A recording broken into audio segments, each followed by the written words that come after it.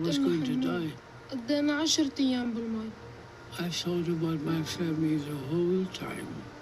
أكثر شيء اشتقت له هو أمي. We were waiting to know our fate. Well, thankfully, they let us in. كنا كتير مبسوطين لما وصلنا آخر شيء. I am alive. أنا عايش. أنا واحد من المحظوظين. lucky ones.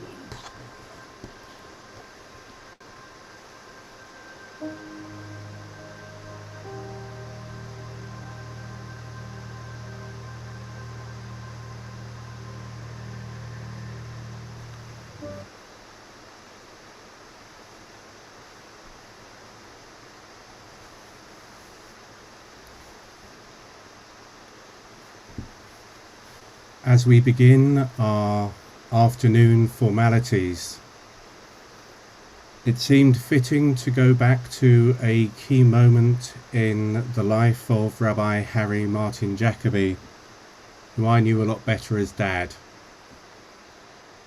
On his ordination day, he spoke about our call to duty, and he began his ordination address in a manner which is very fitting for this afternoon. Baruch atah Adonai Eloheinu melech haolam, shehechiyanu v'kiyimanu v'higiyanu lazman hazeh. And he said, nothing can express my feelings of thanksgiving and joy on this occasion better than this ancient benediction.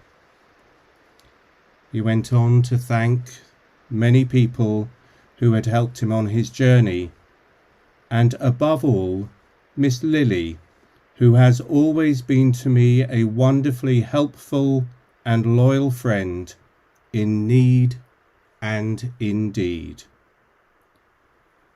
And he called to mind 2 teachers who gave him much encouragement at the beginning of his studies, and who I know would have felt some pride and satisfaction, Leo Beck and Israel Matuk, of blessed memory.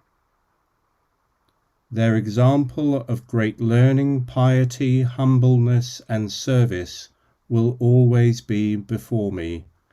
If I am to make any resolution today, it will be to try to emulate them as much as is in my power. He concluded this ordination address by saying, the duties of a minister are really no different from the duties of every Jew. There is no function, no ceremony in Jewish life, law, and tradition that cannot be performed equally well by every Jew. And the call to duty must go out to everyone. The sense of duty must be felt by everyone. All members of the house of Israel share in the work. All have the same duties, the same obligations, the same responsibility. And all, the rabbis say, have a share in the world to come. That is why I preferred to speak of our duties and chose my title as Our Call to Duty. And that is why I pray that all of us here together, as we pray this afternoon, will serve God and humanity, b'chol levavacha, b'chol nafshecha, b'chol ma'odecha, kol yemei chayenu, with all our hearts, with all our souls, with all our might, all the days of our life. Amen.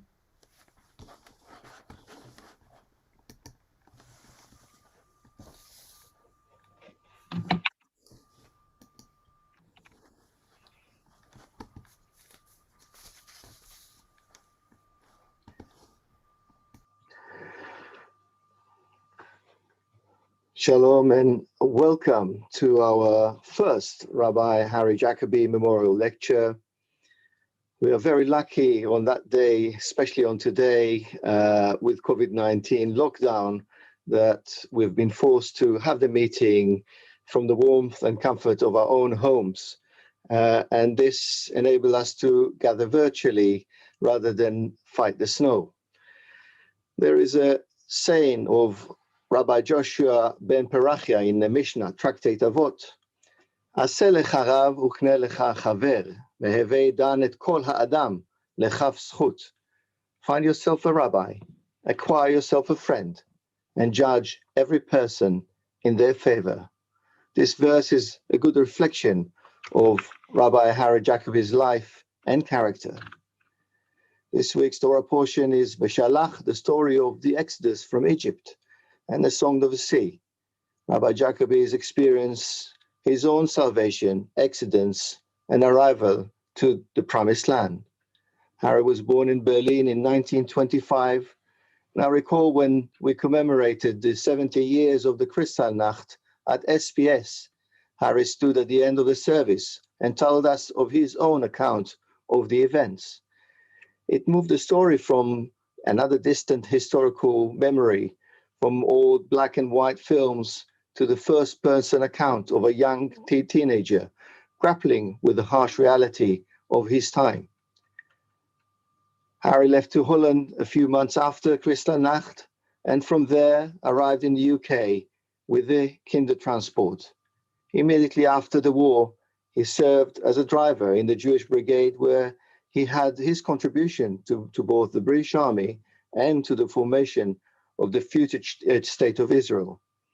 Harry was ordained as a liberal rabbi in 1961 and provided spiritual leadership to the liberal community in the UK, in Europe, for the rest of his life. Harry served Southgate Progressive Synagogue first as a student rabbi, then as our rabbi for 19 years, between 1956 and 75. These were formative years for our community, and Harry had a major role in growing and developing our community. Wherever I meet members of or ex-members of SPS, they remember with fondness that it was Rabbi Jacobi who was there for them in the high and low moments of their life. Even now, 45 years after Harry's service to SPS, people remind me that everything I need to know about the rabbinate I can learn from Harry's conduct. Harry had a full rabbinic career beyond SPS. He served Harrow and Wembley, South Bucks, and the liberal community in Zurich. He was the chairman of the rabbinic board, now called the Liberal Bet Din. There he was for 10 years, a role now fulfilled by the next generation of his family, Rabbi Margaret Jacobi. In his later years, he took the role of the vice president of Liberal Judaism while serving our community as emeritus rabbi. Rabbi Jacobi almost never missed an opportunity to participate in community events, be it rabbinic meetings, Holocaust Memorial Days, the Ajax Parade, ordinations, Shabbat services, Simcha, you name it, and Harry was always there. He took every opportunity to support SPS members and members of other congregations, and of course his colleagues. His passion for liberal Judaism was passed to the next generation of the family, with rabbis Margaret and Richard Jacobi leading their own communities and taking central leadership roles within the Liberal Conference of Rabbis and Cantors. I believe that even the third generation in the family continues in Harry's Jewish leadership footsteps. Harry knew a few tragedies in his lifetime. He lost many of his family members in the Shoah, and more recently, 7 years ago, he had to bury his wife, Rose, and also lost his son, David, who, as a young man, suffered from dementia and passed away 4 years ago. Yet, despite all these personal tribulations, Harry remained as solid as a rock and kept providing a shoulder for others to lean on. Harry continued to serve his community until his last breath. Even when he could hardly step into the bima, he insisted on leading services. He used to call me when he heard I was going on a few days off, and get very upset when I sometimes had to decline, mainly because I was worried about him having a fall from the bima. He did not let his aseh lecha rav, make yourself a rabbi, be confined to his lifetime. Well before his passing, He asked us to establish an annual lecture in his memory. His one condition was that the first lecture would be given by his daughter, a condition we were more than happy to delegate to the very surprised Margaret. In the future, we will welcome other lecturers on subjects close to Harry's heart. I look forward to Margaret's words of wisdom on religious justice, followed by questions and answers. Some housekeeping rules. There are so many of you who joined us for the lecture. We will therefore have to keep participants muted throughout. If you have any questions for the Q&A, you can post them on the Zoom chat. Those listening on us on Facebook and YouTube can also post questions. Margaret will answer as many questions as possible within the given time. We aim to conclude the Q&A at around 3:50 and the entire event by 4 p.m. It is now my pleasure to hand over to Rabbi Margaret Jacobi.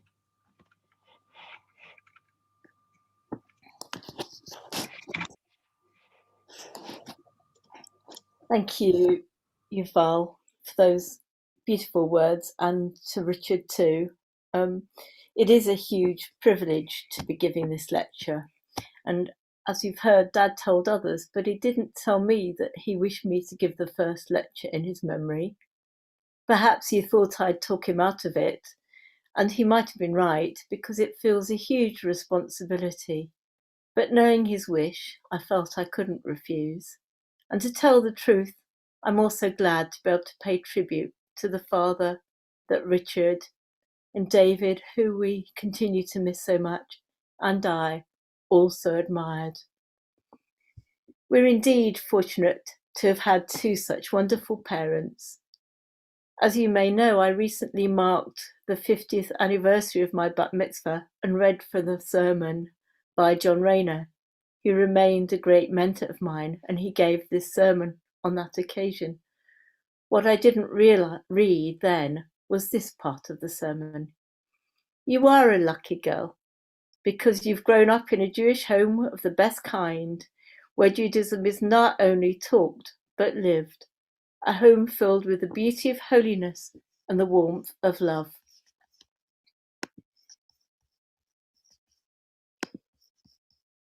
It wasn't quite as perfect as this picture suggests, but it was very blessed, and I'm truly thankful that I've been able to have such a blessed childhood. It's hard to do justice to the influence that Dad had on us, and suffice it to say at this point that he lived up to the beautiful words from his induction address that Richard read for us, and I hope his influence will be apparent throughout this lecture. I'd also like at this point to say thank you to Southgate Progressive Synagogue for arranging this event, and especially the committee of my brother Richard, Rabbi Yuval Keren, Phyllis Friedman, Sue Jessel, Robert, Julian and Michael Anvona, who worked so hard to make it happen in difficult circumstances different from what we had planned, and also Linda Cannon for her help with administration, and Mark Shaw and Linda Mendel for technical help. And my apologies if I've missed anybody out. As we've heard, Southgate Progressive Synagogue was a major part of Dad's rabbinate, and it was his wish that a lecture be held under the auspices of the synagogue, which meant so much to him. He performed bar bat mitzvah ceremonies, confirmation, or what we'd now call Kabbalat Torah ceremonies, and marriages for many of its members who are now in senior leadership positions, and saw the congregation grow under his leadership to more than 800 members. I'm sorry not to be able to give this lecture from there this year, but here's a picture of its ark so that you can imagine I'm there. So why have I chosen this subject? Dad was deeply concerned with justice all his life. For him, Judaism meant first and foremost its ethical principles, and he stood up for them, whether it was through membership of Jonah, Jews organised for a nuclear arms halt, rabbis for human rights, campaigns for refugees, and you can see a picture here of him with Lord Alf Dubs when they visited refugees in May 2016 in Calais, a campaign that he spent the rest of his life on, or many other causes, locally or treating everybody fairly in his congregations. And so it seemed right to talk about justice today. And it also seemed right to talk about Lily Montagu. She was a tireless campaigner for justice and had an enormous impact on Dad's life. And if you joined early and saw the clip of Louise Friedman talking about Dad's teaching in Brighton, it was Lily Montagu who organised for him to teach there, as the first step in preparing to become a rabbi. She supported him all the way when others doubted the ability of this refugee young man whose formal education had ended at the age of 14. She welcomed my mum, newly arrived from India, frequently having them as guests in her home. Her Yahrzeit was last Friday, the 22nd of January, which is why we have chosen this date. There are parts of the title which perhaps are not so self-evident. Why religion and not Judaism?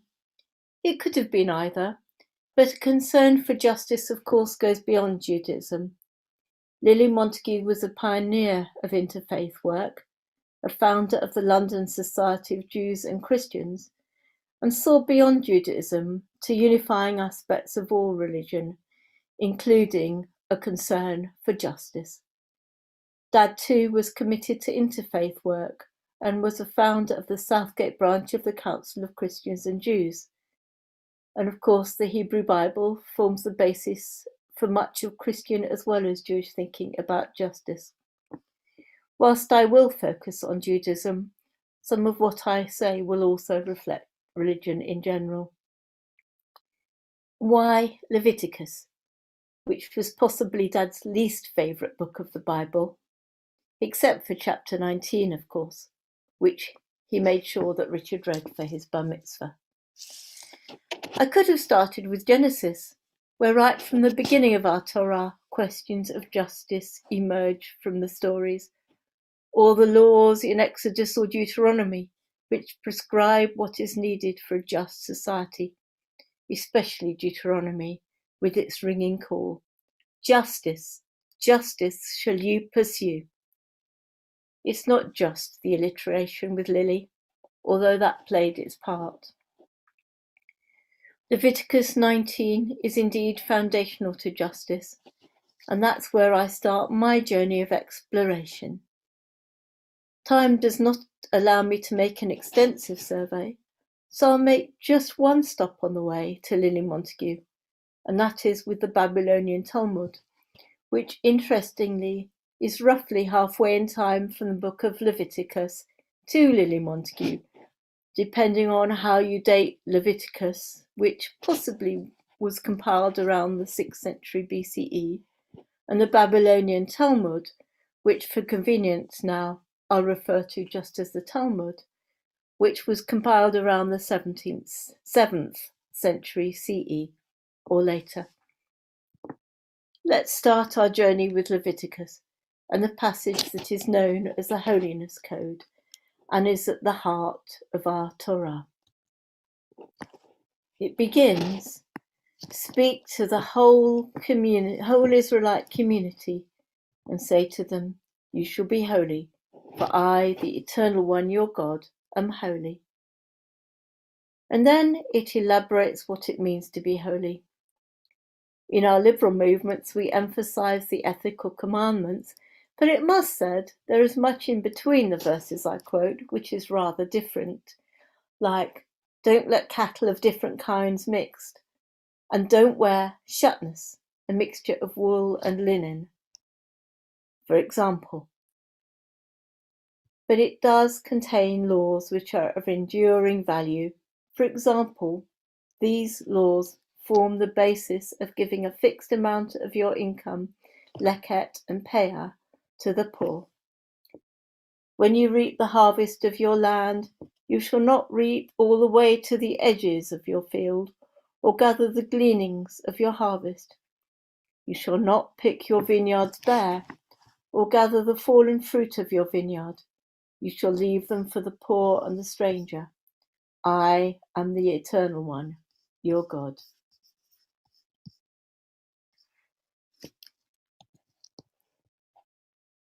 And these verses form the basis of just relationships between individuals and in society. They are clear in insisting that we act justly towards our fellow men and women. We have special duties towards those who are most vulnerable, exemplified by the deaf and the blind, whether this is meant literally or metaphorically, and the orphan and the widow. We have to be just in our relationships with everyone, rich or poor. And the ideal is not just to treat people fairly, but to love them. And I will read from the screen, just in case people have difficulty seeing it. You shall not steal. You shall not deal deceitfully or falsely with one another. You shall not swear falsely by my name, profaning the name of your God. I am the Eternal One. You shall not defraud your fellow. You shall not commit robbery. The wages of a labourer shall remain with you until morning. You shall not insult the deaf or place a stumbling block before the blind. You shall fear your God. I am the Eternal One. You shall not render an unfair decision. Do not favour the poor or show deference to the rich. Judge your kinsman fairly. Do not deal basely with your countrymen. Do not profit by the blood of your fellow. I am the Eternal One. You shall not hate your kinfolk in your heart. Reprove your kinsman, but incur no guilt because of him. You shall not take vengeance or bear a grudge against your countrymen. Love your fellow as yourself. I am the Eternal One.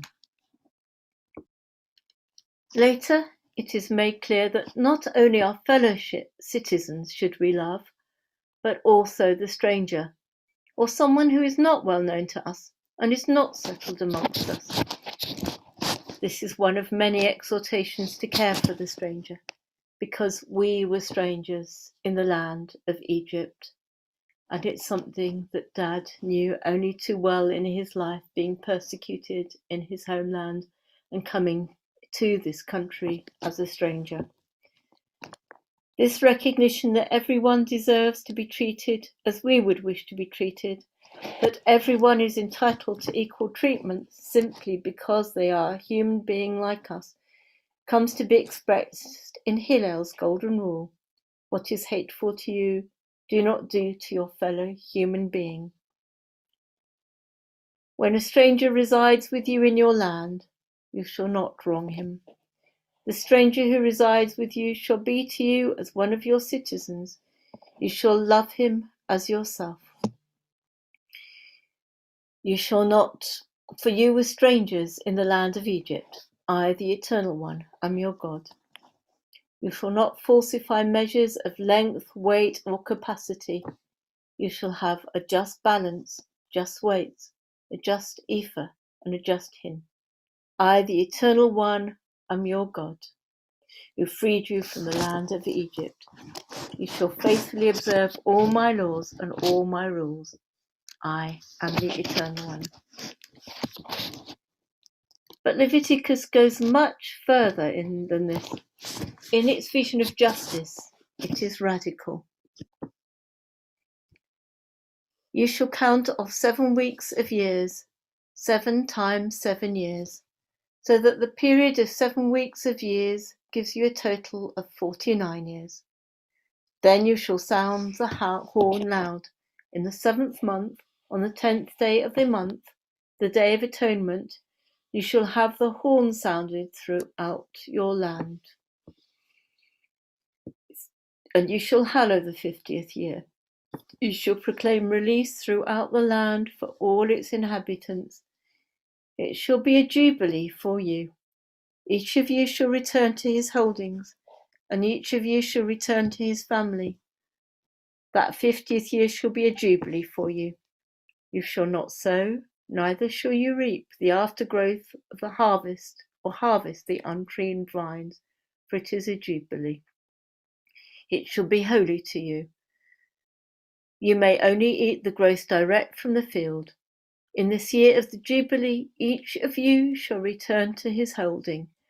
When you sell property to your neighbour or buy any from your neighbour, you shall not wrong one another. The sabbatical year is itself a radical innovation. It has a sound basis in agricultural practice, giving the land a rest every 7 years. But it was extended to slaves who are entitled to be released after 7 years, and debts are also remitted. Then Leviticus goes even further. Every 7 times 7 years, there's a drastic restructuring of society. Not only are debts cancelled, but anyone who has lost their ancestral property through debt is entitled to return to it. The ideal of justice in Leviticus means that everyone had the chance of a new start. Land and property do not really belong to individuals, they belong to God. And so everyone is entitled to a share. It is a vision so radical that we do not know if it was ever put into practice. But it serves as an ideal that can inspire us to think about the sort of society we should strive for.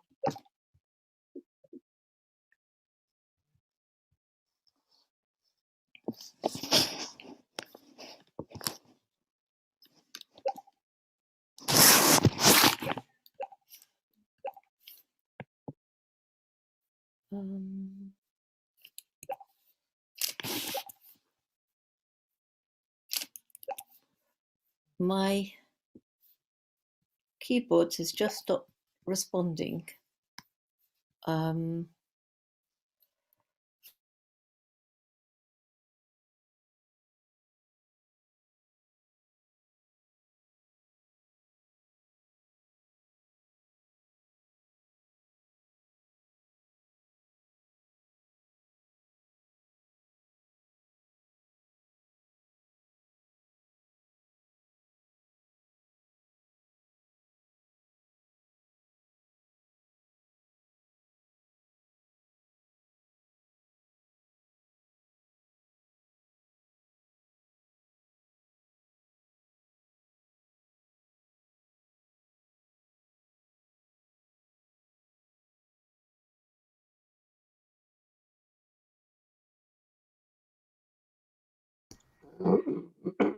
Sorry, I think Margaret just has some technical difficulties, and I'm hoping that she's just logged out and she will be logging back in a moment. We can carry on with the lecture.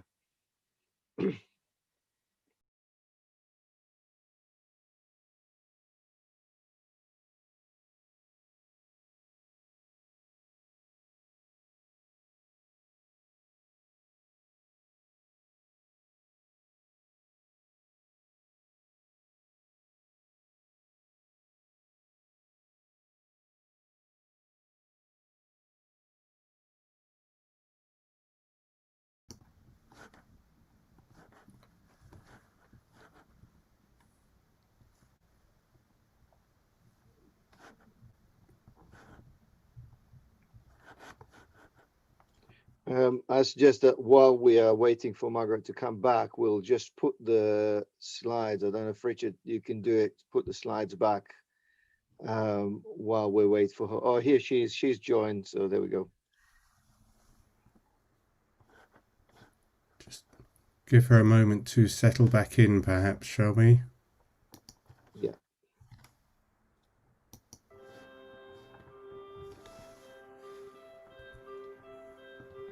Right, I'll just put the screen up.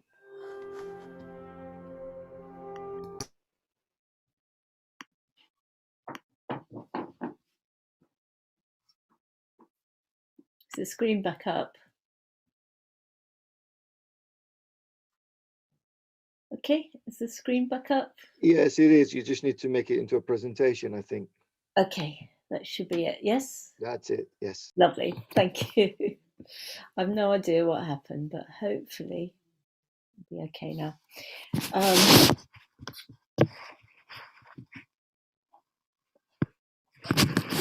Right, thank you for your patience. These chapters are clear examples of what we can learn from Leviticus about justice. But the anthropologist Mary Douglas shows that it's not just these chapters. In her book, Leviticus as Literature, she shows that the whole book of Leviticus is permeated by a concern for justice. As she states, the more closely the text is studied, the more clearly Leviticus reveals itself as a modern religion, legislating for justice between persons and persons, between God and his people, and between people and animals. The sacrificial system, which so easily can seem alien to us, recognized what was due to God and to one's fellow. It also recognized the sanctity of animals and the enormity of taking life. There isn't time to go through her whole argument here, which demonstrates convincingly how the whole book is structured with a series of analogies. But after reading it, Leviticus appears in a totally different light. Throughout the Torah, and indeed through the biblical prophets, too, the call for justice rings through. The poor, the stranger, the orphan, the widow, the oppressed must be protected and cared for. Anyone who oppresses them, from an ordinary farmer who refuses to leave his gleanings to the King of Israel, is strongly condemned. The call for justice is clear and unequivocal.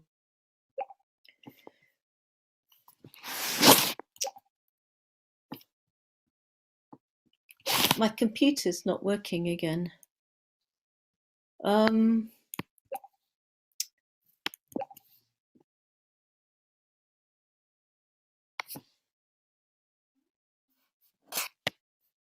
I don't know what's going on with it.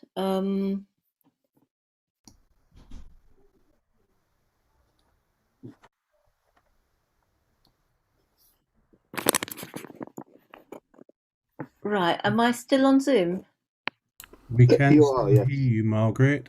Okay, I think it seems to be okay now. It's just playing up. I might have to use it like this. Is that clear for everybody? We're just seeing you. We're not seeing anything. Okay, let me try That may be why. sharing my screen again.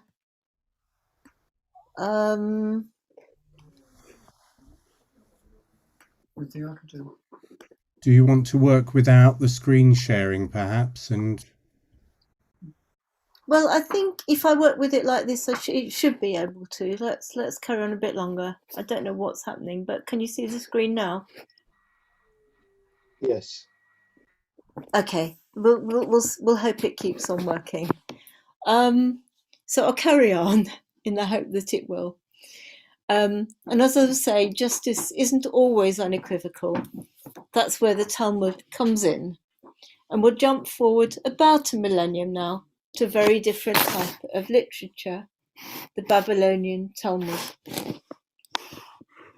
So we have, for those of you who are not familiar, this is a picture of what's known as the Vilna Shas, the classic edition of the Talmud with commentaries all round it. The Mishnah was compiled in the 2nd century, and the Gemara is an elaboration of the Mishnah, and together the Mishnah and the Gemara from either Babylonia or what was Roman Palestinian time become known as the Palestinian Talmud, which was edited around the 4th century, or the Babylonian Talmud, which is edited around the 6th century or later. And I've also mentioned the term sugya, which I probably will mention, which is a chain of argument which is typical of the Babylonian Talmud, which I will call now the Talmud.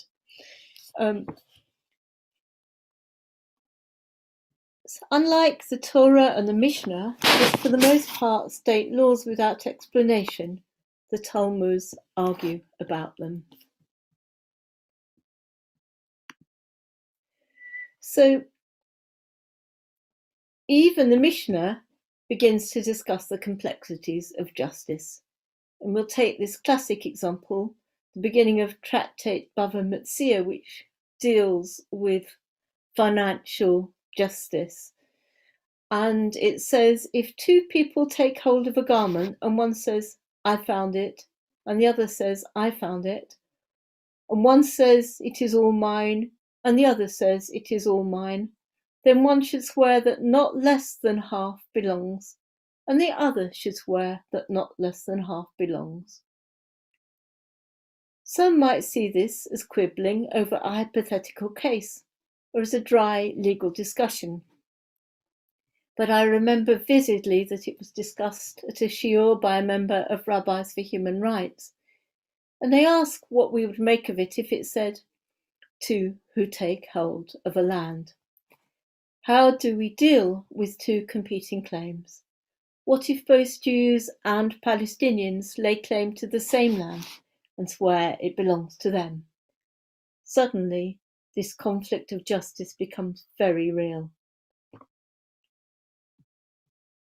Here's another example, which continues to have relevance.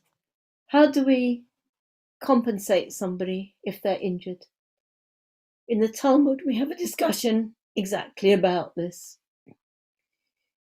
It begins with a Mishnah, which tells us that one who injures his fellow is liable for 5 types of damage.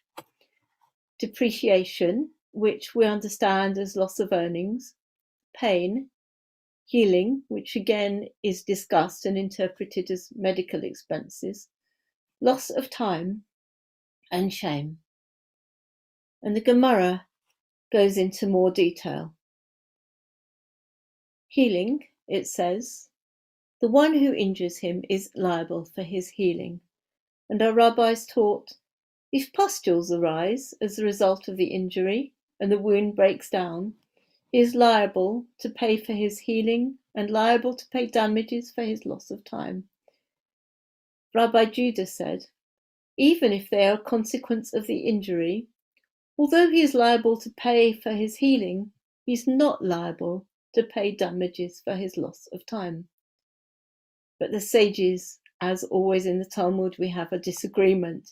And the sages say the Talmud mentions his loss of time and his healing, teaching that anyone who is liable for loss of time is also liable for healing. Anyone who is not liable for loss of time is not liable for healing. And the discussion continues. What is meant by not a direct consequence of the injury? We're told that you have to pay damages for something that's a consequence, but what's not a consequence? And they quote a source from earlier, from about the time of the Mishnah, which says, one who goes against the word of a doctor and eats honey and all kinds of sweet things, since honey and all kinds of sweet things aggravate the wound. I won't go in now, although it's a fascinating subject to the Hippocratic medicine which feeds into the Talmudic discussion. Suffice it to say that they believed that eating of sweet things aggravated wounds and caused it to give rise to something called gargutany, which was something like a rough scab. And you might think that the person who caused the injury was still liable, but scripture says only. Typically of the Talmud, this is a long and complicated discussion which uses a single, seemingly superfluous word, in this case rak, meaning only, to derive law. But again, underlying the argument is the question of what is just. What sort of compensation should be paid to someone who is injured? The Mishnah provides different categories of damage, but how do we assess them? What's the difference between depreciation, loss of earnings, and loss of time?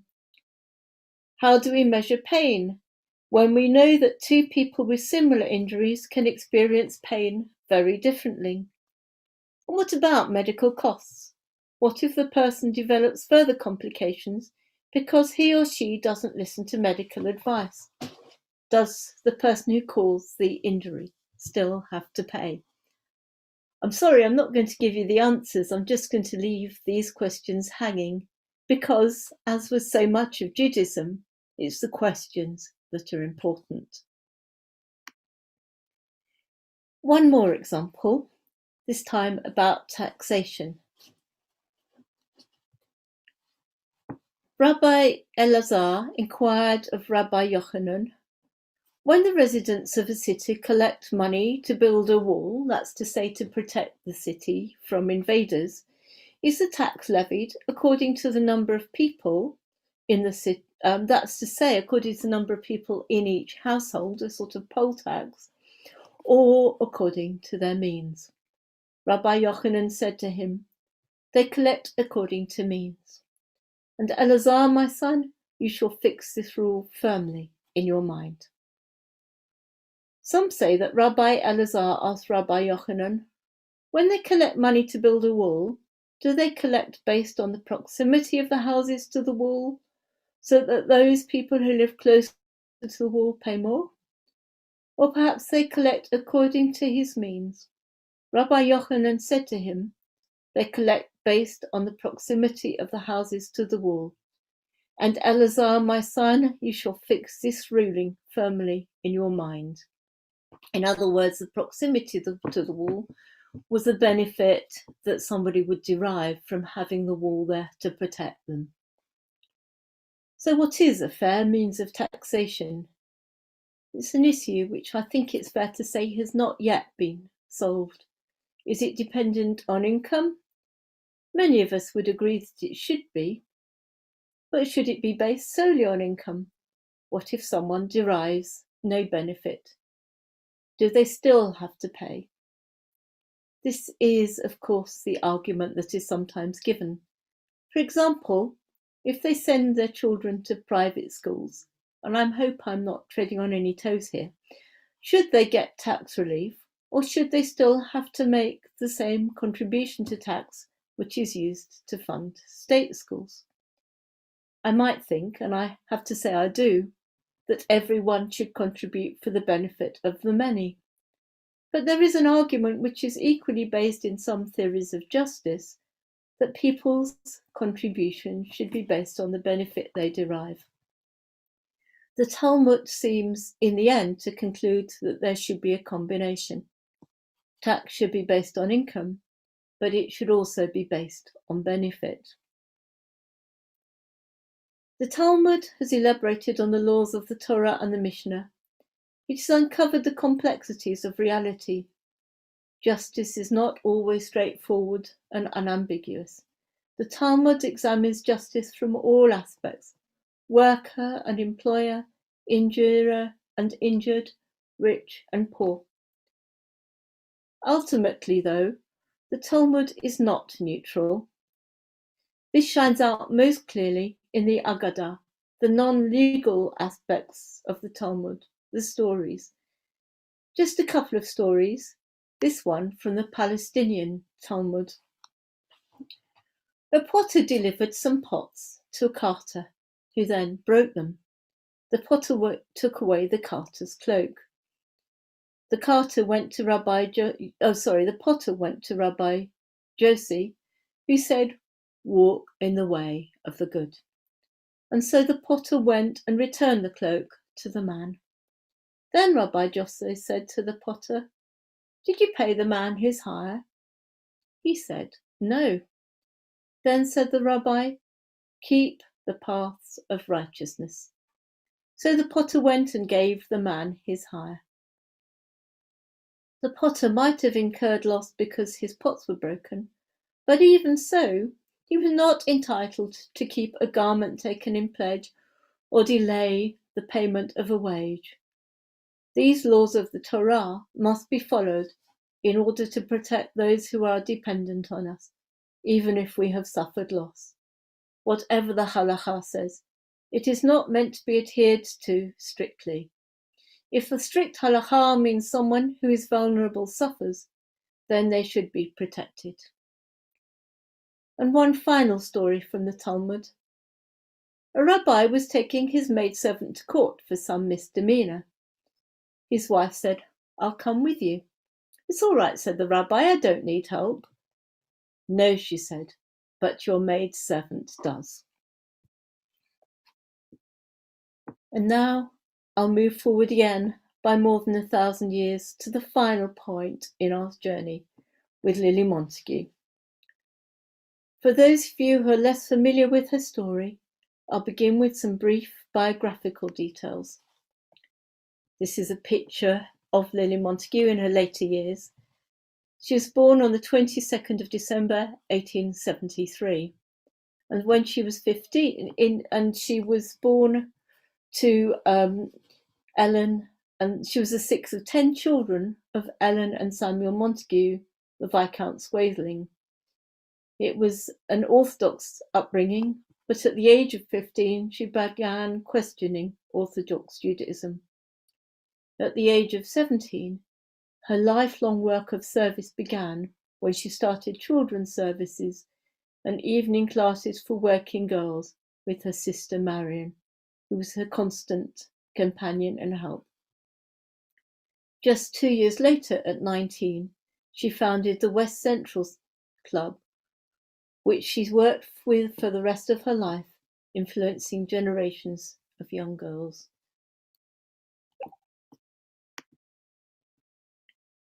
At the age of 25, she met Claude Montefiore, who was her greatest influence on her thinking about Judaism, and the following year she wrote her article, The Spiritual Possibilities of Judaism Today, which was pivotal in starting Liberal Judaism.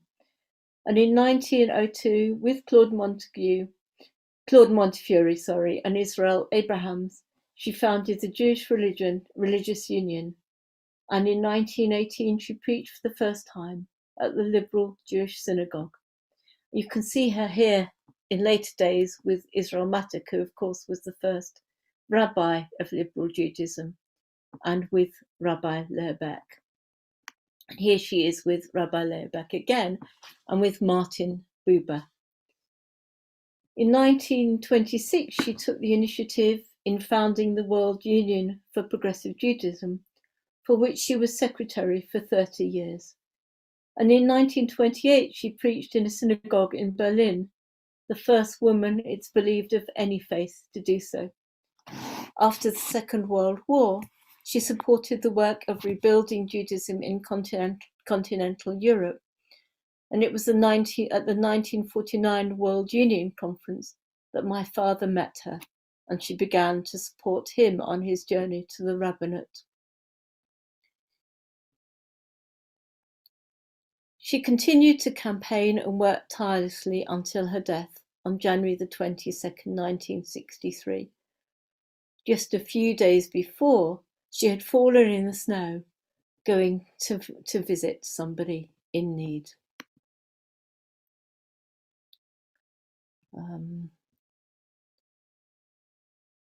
Lily Montagu was a passionate advocate for justice. In May 1943, she wrote, "When we turn to politics, I claim that revolutionary methods are as necessary as they are in international affairs. Here, one of our main objectives seems to be the deliverance of human personality from the crushing conditions of poverty, ignorance, and disease." And she also wrote, "The Jew is always a critic of existing conditions. He would never be satisfied to wait inactively for the lapse of time to give people the justice which is their due." In the same address, she called for decent working conditions so that people were not treated merely as machines. She condemned bad housing, which she said may be approved by the worshippers of Mammon, but wasn't to be approved, and she called for prison reform. Lily Montagu put her own words into practice. She was involved in the Jewish women's movement for suffrage alongside her sister Henrietta Franklin He is commemorated at the base of the statue to Millicent Fawcett in Parliament Square, and you can see the picture of Henrietta Franklin here. She campaigned for the abolition of the death penalty. She was concerned for justice and the relief of poverty, but she did far more than call for reform. She worked in practical ways to help those who were most deprived. In her work in the East End, she saw the conditions under which the poor had to live. She founded youth clubs, working especially with young women to give them a sense of dignity and help them to realize their potential. She saw young women forced into prostitution, and rather than condemn them, she provided education for them and supported them if they became pregnant, sometimes even accompanying them to give birth. As a magistrate, she especially helped what were known at the time as juvenile delinquents. She could be stern if needed, but also sympathetic, and she often kept in touch with the children who appeared before her to support their progress. As a factory inspector, she saw the conditions under which labourers worked and made sure that they were alleviated. Lily Montagu had a practical approach to justice. She didn't just talk about it, she did it. And so, as I come to the end of my lecture, I would like to suggest that I've covered 3 different approaches to justice. In Leviticus and in the Torah, we have an idealistic approach. It's clear what needs to be done for justice. It's forbidden to oppress the orphan, the widow, and the stranger. Judges must do justice and be seen to do justice. We must be just in our business dealings and respectful of others.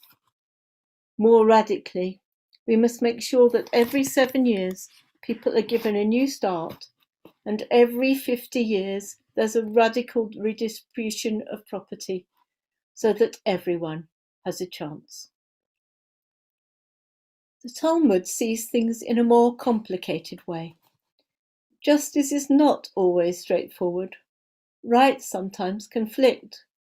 What might seem just to one might seem less so to another. When we come to legislate and administer justice, we find that, as it is said, the devil is in the detail. The Talmudic argument is complicated, and it must be said that it can be complicated for the sake of it, in fact, almost for the fun of the intellectual play. But it's also complicated because justice is complicated. And if we want true justice, we have to be prepared to acknowledge the complications. Finally, we have to put justice into practice. We have to be clear in the principles of justice and assert them. We have to be willing to engage with the details, but ultimately we have to do justice in our day-to-day dealings with one another and in our work with our world. Richard and I have recently been working on the relaunch of Tselem, Rabbis and Cantors for Social and Economic Justice in the UK. We are conscious of the desperate need for justice work in our country today. Even before the COVID epidemic hit, inequality was widening, the justice system was struggling, and the poor, the stranger, and the disabled were suffering most. It is our hope that Tselem will be clear about the need for justice. It will consider the details and complexities, and it will practice justice and ensure that it is done.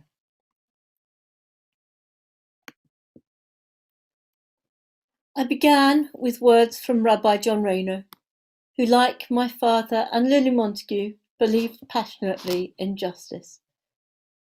His conclusion to the sermon he gave on my bat mitzvah was this: I should like you to take away from this service this one thought that I have tried to expound, namely that Judaism is both a splendid ideal and a realistic program of practical activity.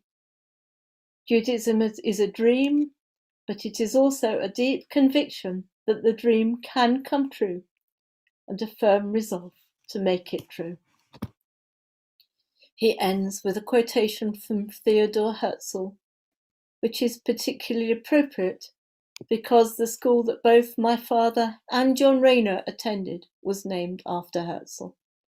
If you will it, it is no dream. That remained a firm conviction of my father throughout his life, and he worked to make it so. And that is the thought that I will leave you with too. Our society is more in need of healing now than in any other time in my lifetime, and not only because of COVID. Let us, through our work for justice, resolve to bring about that healing, for if we will it, it is no dream. Thank you.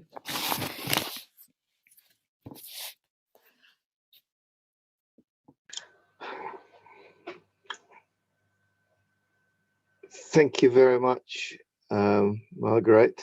I think people are clapping and they show their appreciation, even though we can't hear, we can see your appreciation.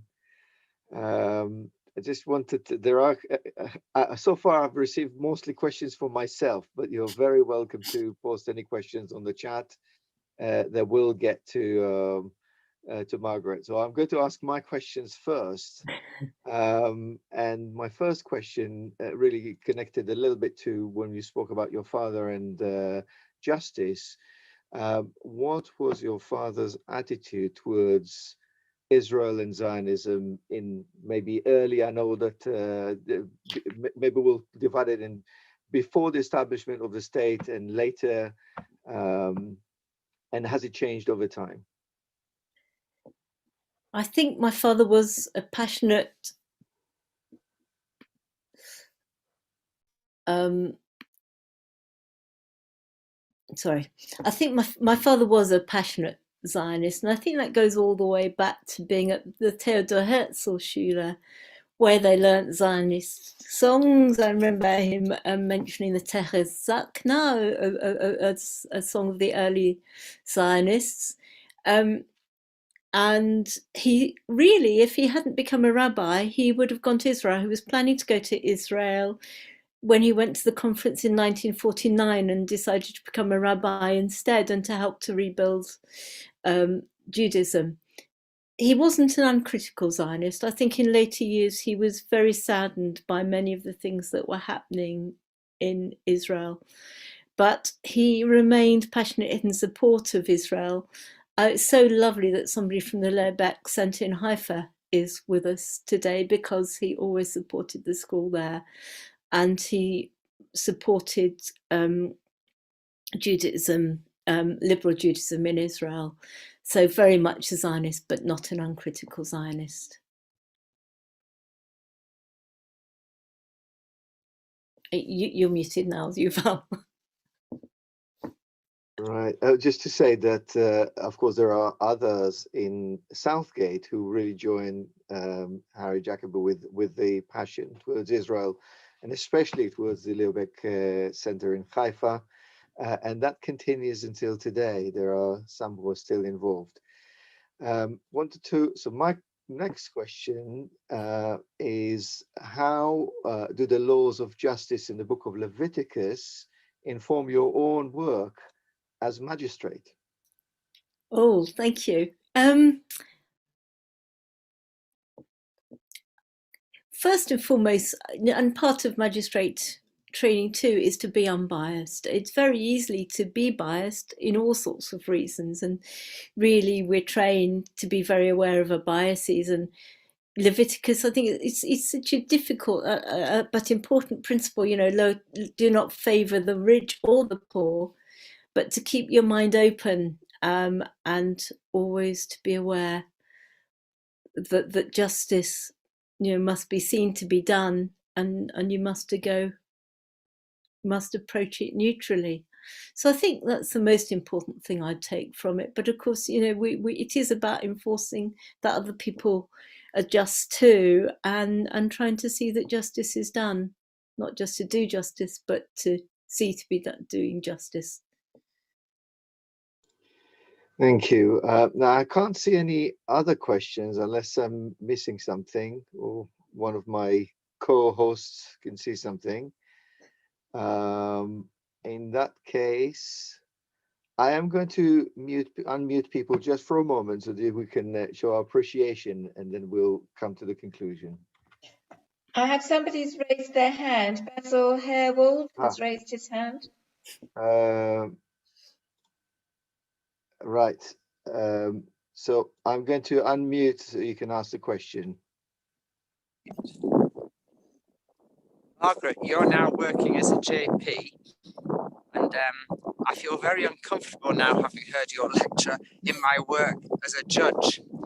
All too often, you know that you want to say to somebody either yes, you can stay in this country, or no, you don't need to go to prison. At the same time, you know that justice demands the opposite response, even though you want that person not to have to undergo that. Answers on a postcard, please, Margaret. Oh, I wish I could. As you know, it's not very easy. And I think I do admire you for sitting on it as an immigration judge, because I think the decisions are so much harder. I think there are two aspects to it, and I think this is where Tselem comes in. One is that, as magistrates and as judges, we have to obey the law as it is, and if we find we can't, then I guess, I'm always aware actually that there might come a point when I just can't do it anymore because I'm not comfortable. But at the same time, if we think a law's unjust, then we have to, and I'm talking to everybody in general now, and this is where Tselem does come in, we have to campaign if we think a law's unjust as well, and work for laws that we think are just. But when you're on the spot, I think that's partly why, I quoted the Talmud, because, it's sometimes much more complex in reality than it is in theory.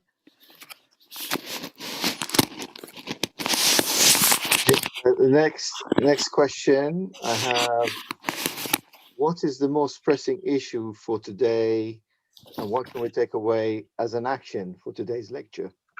Oh, what a lovely question. There's so many pressing issues, aren't there, of course. I'll mention something I've been thinking about recently, which is we talk about different sorts of poverty. We talk about food poverty and try to correct it by providing food banks. And we need to start thinking about poverty as a whole and the causes of poverty as a whole, because it's because people haven't got enough money that they have food poverty. And they, also then will have fuel poverty and not be able to afford fuel and so on. So let's think about poverty as a whole, and approach your MPs. I guess an immediate action would be to make sure that the increase in universal credit is maintained. But do if you think something's unfair, approach your MPs about it and try to get it changed. Okay, the next question, I think I can answer it myself. Is it okay to share the YouTube link widely? Please do. Yes, widely as you can, as widely as you want. But the next one is from Tamara. I think it kind of links to the previous question. What role should Liberal Judaism play as a national organization in promoting justice? Well, I think Liberal Judaism should be at the forefront, and this does go all the way back to Lily Montagu, really. I think we've always emphasized that we are that we are concerned about the ethics of Judaism, that we're prophetic Judaism, and in the tradition of the prophets. I think we should be calling for justice. Of course, people will say, well, when does it start becoming political? And I think, it would be wrong to be party political. And I don't think we should start telling people what party to vote for. But I think you can still campaign for justice without being political about it. And I'd like to see us doing much more, really. So the next question is from Jeremy, who asked a question about who do you, admire most at the moment for their commitment to justice?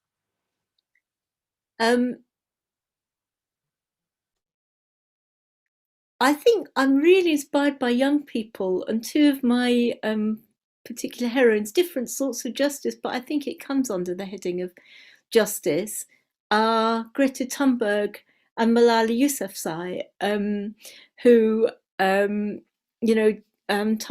Greta Thunberg's campaigning for climate justice, Malala Yousafzai for education for girls, which isn't, I think it is a sort of justice that girls be given the education they deserve. And I think generally our young people, this is a bit of a hobby horse of mine really, but our young people in so many ways are showing the way now. I guess Marcus Rashford comes to mind as well, but as I've said, I think, food banks and food poverty it's wonderful the work he's doing, but we've got to ensure that people aren't dependent on food banks. But so many young people are doing wonderful work for justice.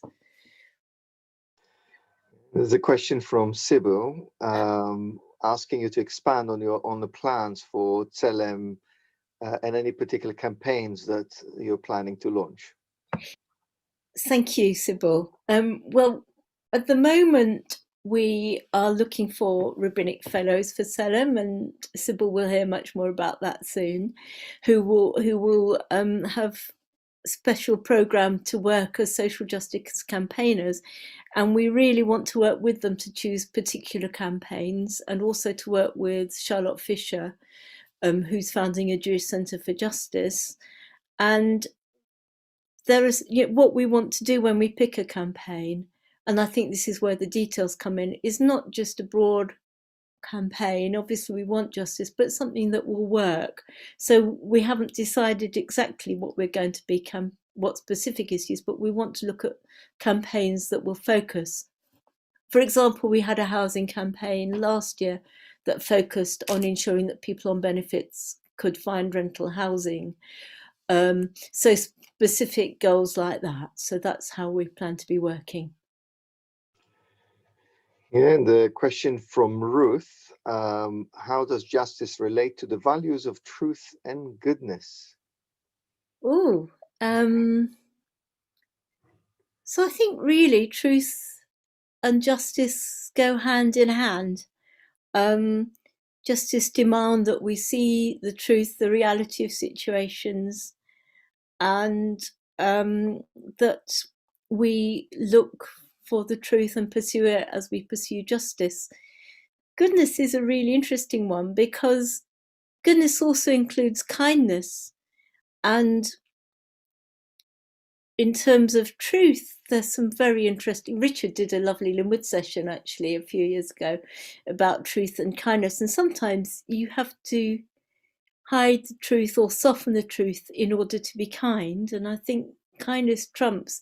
And you also have some wonderful discussions in Talmud and Midrash about how God has to balance the attributes of strict justice and kindness, and how kindness wins. It's said that were it not for the attribute of kindness, God would have destroyed creation because of all the wickedness on earth, but kindness wins. And I think we have to remember that too. A question, I think it was going to be the last question we have from Janet. Should Liberal Judaism be more active or outspoken about current issues related to justice, refugees, climate change? What's your view? Well, I think I've kind of answered that already, and the short answer is yes. I think we have been really good on refugees, actually. I think a number of our congregations do a lot to support refugees, and I think we've spoken out as part of Citizens, and we've supported Safe Passage. And I do want to pay tribute actually to one of our rabbis, Janet Darley, who's doing amazing work with Safe Passage since her retirement. So I think we have done some really good work on refugees, but I do think we need to be speaking out more on other issues. Okay, I think we'll also do some work on climate change. Some of us will have that focus as well. Yes, absolutely. I think we're going to conclude the lecture, we still have Robert to say a few words, but I'm just going to unmute everybody to show your appreciation for Rabbi Margaret Jacobi. You need to unmute and... Thank you.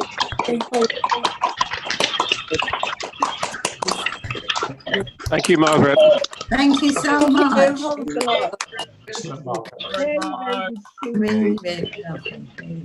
Father Solomon would be so proud of you, Margaret. Thank you. I'm going to... Good lecture. Thank you. I'm going to mute everybody again, and we'll find Robert, who will say a few words of thanks. Okay.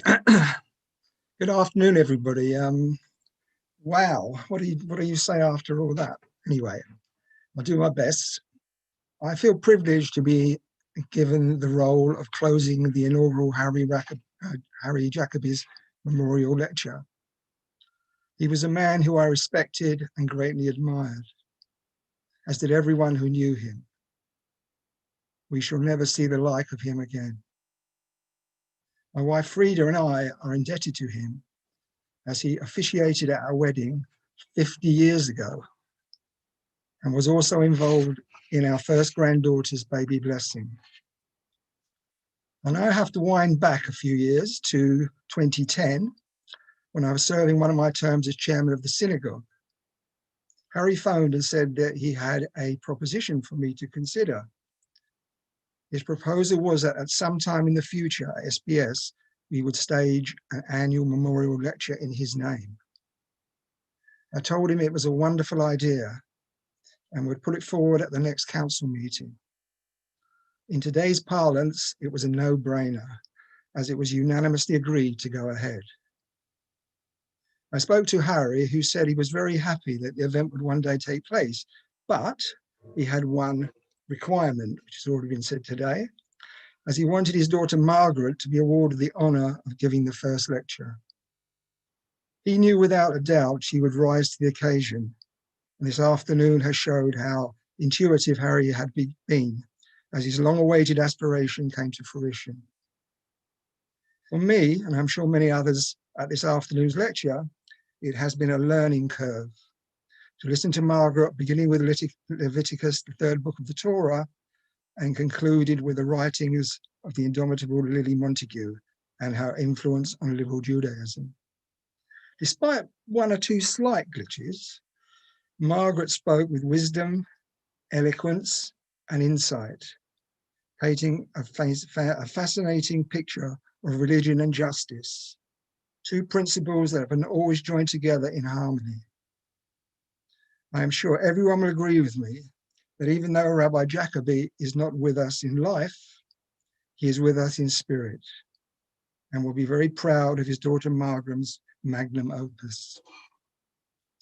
Hopefully, this afternoon will be a precursor of many more lectures to come.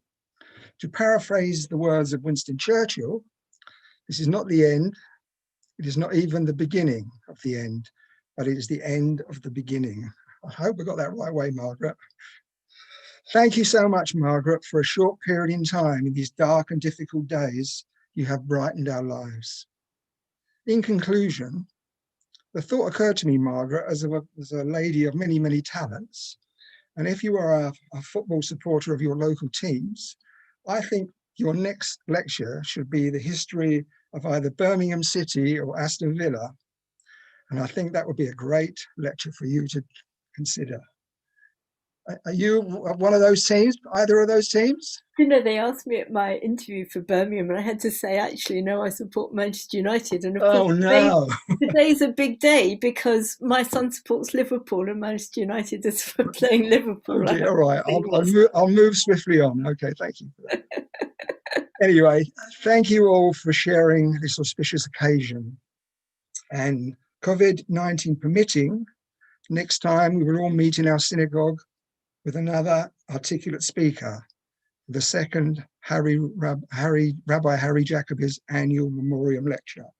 And that was going to be the end of me, but Yuval sent me a message that so far £700 has been raised, I think. And I'm sure there are many people out there today who probably haven't given, so please do. I'm not sure how it's going to work, whether you should phone our office to speak to our administrator, Linda, and she will put you in the right direction. But it's a wonderful, wonderful charity sage passage. Okay, I think that's enough from me.